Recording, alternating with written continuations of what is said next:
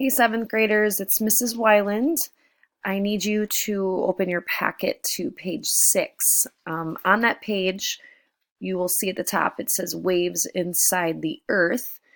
And hopefully you recall that last class we looked at sound waves and how they travel through different states of matter. If you look at the top of page 6, it says that we just completed a CER showing that sound waves travel through. And so right now I want you to circle if we have data that supported whether sound waves travel through solids, liquids, gases, or you may choose 1 or 2 or 3 of those items. Once you've circled what you think is appropriate, I'm going to keep reading in the paragraph below. It says, but it must not be sound waves traveling through the earth because our graph, which again, we've seen many times so far right here, that we have been trying to explain clearly shows that one of the waves stops and then it reappears. Please circle the area on the graph where you see this happen. So with your table group, spend some time looking at the graph. Where does one of these lines, S or P, clearly stop and then reappear? Circle that location. The location that I hope you circled was right here from about the 3,000 kilometer mark down to just past the 5,000 kilometer mark. The S wave is completely gone. So whatever this type of wave is, it is blocked by something inside the earth. Clearly, these could not be sound waves, because if they were, sound waves would travel through all 3 types of states of matter, no problem. But the S wave stops, so it must be hitting something that it cannot go through. Therefore, it cannot be a sound wave. These waves, S and P, represent seismic waves. Seismic waves are the waves that travel through the earth that come from earthquakes. So today you're going to be learning about seismic waves to help us better understand Earth's internal structure. So now I need you to go to this link right here, this tiny URL. You can either just type it in directly, or if you go to Schoology, which I'm going to do now,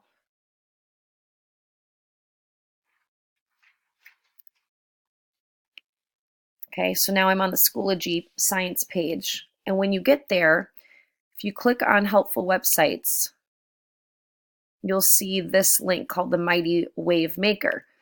So when you click on that, you'll want to scroll down a little bit. You are going to have to click to use Flash Player.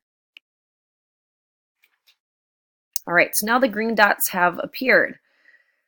And I'm going to be following the directions in my packet starting on page 6 and moving these green dots in different ways according to the directions to simulate S and P waves. If I go back to my packet, you'll note that there's a section for P waves, which are called primary waves. Here it is. Okay, you're going to have some information to read, some little bit of writing to do in this open box here, some more text to read, and then a few questions at the bottom to answer.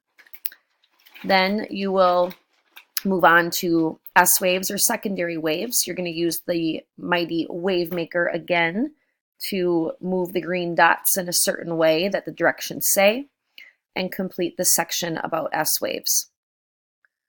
Once you are done with that, there are some questions at the bottom of page 7 to complete. And then finally it says, question 4 says that there are 3 locations on the graph where the P wave and or the S wave either increase or decrease their speed dramatically. At each of these locations, use a ruler to draw a horizontal line marking a boundary where it seems like the state of matter changes. So if I go to our graph that we've been looking at over and over again, I'm going to actually make my image a little bit smaller so we can see the graph all at once. There we go. There are 3 locations on this graph where the S and the P seismic waves seem to be increasing or decreasing speed very quickly. And you're going to want to look for 3 locations where the lines are horizontal.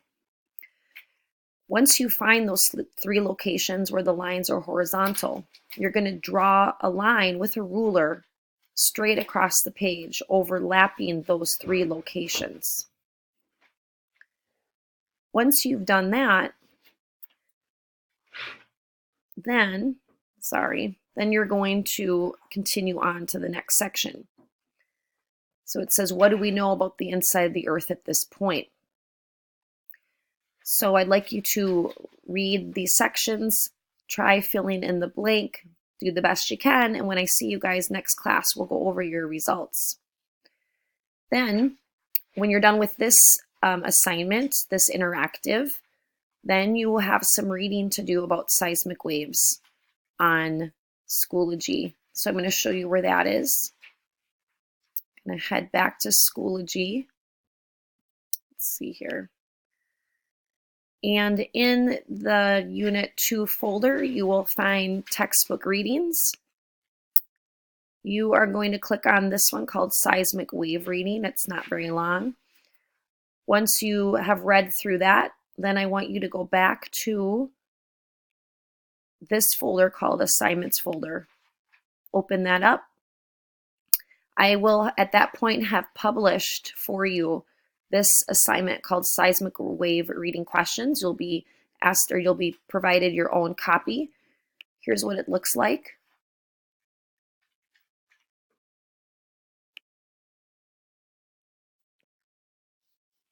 Okay, so you've got 8 questions to answer. Please type in your answers in a different color. Red would be great. Don't do yellow. I won't be able to read it. And then when you're done, submit your answer, or submit your assignment onto Schoology so that it can see it's completed. So make sure that those 2 things get done in class, and then you won't have any homework. Good luck, scientists. See you next time.